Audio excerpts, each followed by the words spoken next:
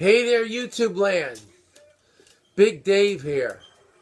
So anyway, well, here we are. It's September the 2nd, and people are getting ready to go back and do different things, like go to school, and whether that's middle school, high school, college, whatever it is, you have things to think about. And I thought I'd make a really short 5-minute video about some things to think about. First of all, make sure that you get enough rest before you go to school, whatever school it is or whatever you're doing. Because sometimes, we push ourselves and we don't have enough rest. And of course, that you drink enough water. It sounds like basic stuff, but it's really important. Okay, after that, make sure you have your pencil. Because you go to rehearsal and you're bugging somebody for a pencil. So one of my pet hang-ups is about having pencils. When I go to rehearsal, I have pencils for me and 10 other pencils in my case somewhere, because you need those. So another little thing, I wanted to show you a trick, and it's the inside my mouthpiece cap. Sometimes I keep a little piece of folded up card or paper. This is actually this is like from the dry cleaner. It's just one of those tags so they don't lose your clothes, and it's folded in half. But anyway, so sometimes you're playing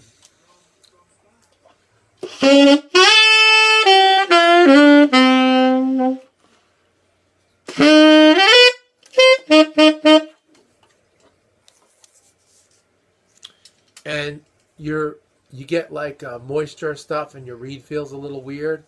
So, I learned this from, one of my old mentors way back in the 70s. There was a guy named Carl Stabile. He played with a lot of the, he played with Von Monroe's band, and he did work with Tony Bennett, and he did a lot of different things.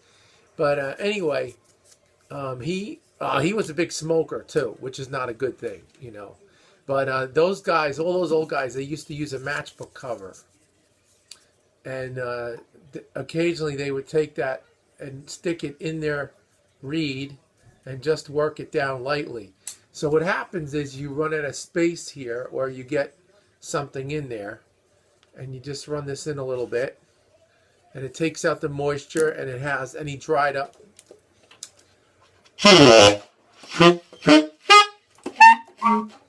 any kind of dried up moisture that's in their saliva, and it just frees it up.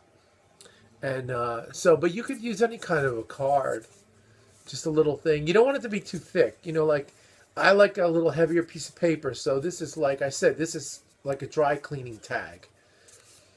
And then when I'm done with it, I have these hanging around. Sometimes they're in my pocket, and I just keep it in my cap and stick it on my mouthpiece. So when I take my cap off, I know where it is. I might put it on my stand or just have it around or stick it in my pocket. So it works so that you have a more free-blowing sound. And does it work? Of course, yeah, it does. It works. I wouldn't be on here telling you if it didn't work. And as a matter of fact, this particular reed before was like stuffy when I put it on. And I said, oh, let me just get my paper out and do this. And next thing you know, it's playing good. The other thing is, so keep a little notebook. So here I have, let me see. This is like, I keep this on my music stand. But you can get just a little journal or, some other thing. And if I want to write something that I'm working on down, or, this is not going to be convenient. This is just on my music stand. But if you have a little journal or something, you keep it in your case or keep it with you. If you're going to have rehearsal, or if there's something you want to jot down so that you stay organized and remember something you want to practice, or even if it's a couple of notes, you can always scribble the notes down. Okay, so Anyway, another thing is when you have a warm up, like I'm guilty of this. I'm not a great warm up person, you know. But what I do is sometimes I'll just go through my chromatic scale slowly, and I'll start on the note that ends on the lowest note, which is like B flat.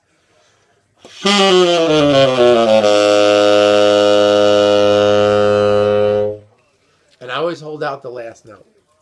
And I'll go up a half step.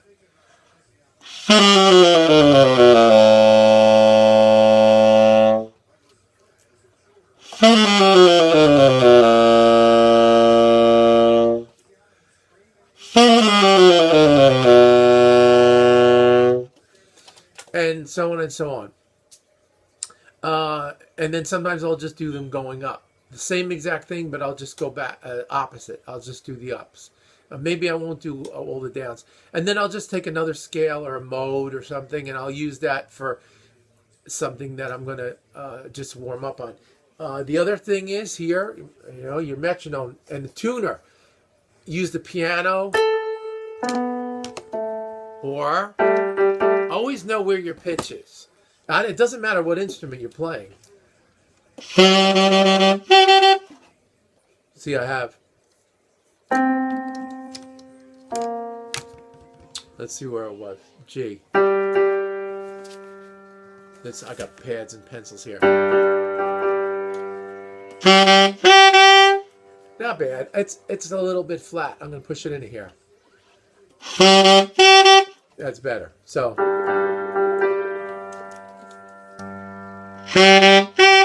What I do is I pretty much keep my mouthpiece around the same area. But, you know, if the horn's colder or warmer, you're going to find a different place. And also, it's not always going to be exactly in the same place. When you go to one room, the room might be warm. So you got to pull out just a little bit. But also, as you make your adjustments in your air and your tongue and, you know, whatever, you can hear the pitches. That just happens to be a G, concert G. So it's A on the saxophone. B flat, sometimes they tune to B flat, you know, which is A flat on the piano.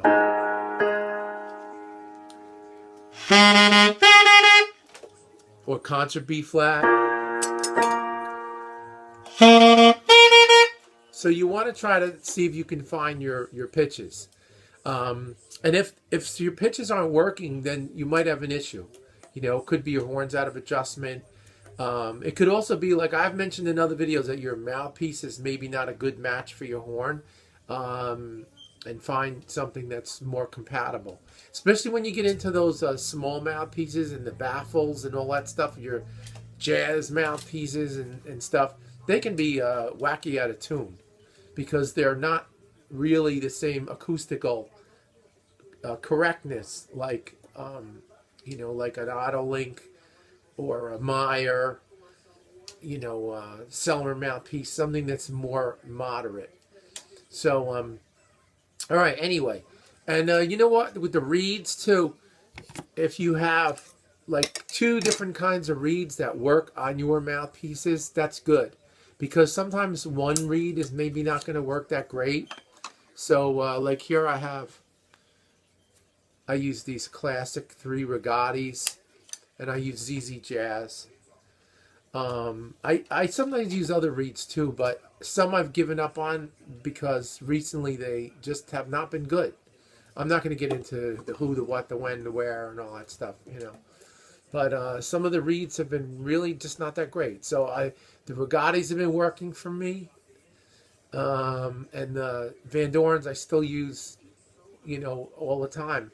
I've been using those for years and years and years, and I'm still using them now like I was, you know, before. The Purple Box, the ZZ Jazz, whatever. On the clarinet, I use the V12 or the Blue Box, whatever works. So there it is. We're going to hit 10 minutes, and I want to stop talking. All right, so anyway, whatever you're going to be doing now in September, have great success at it, and we'll talk again.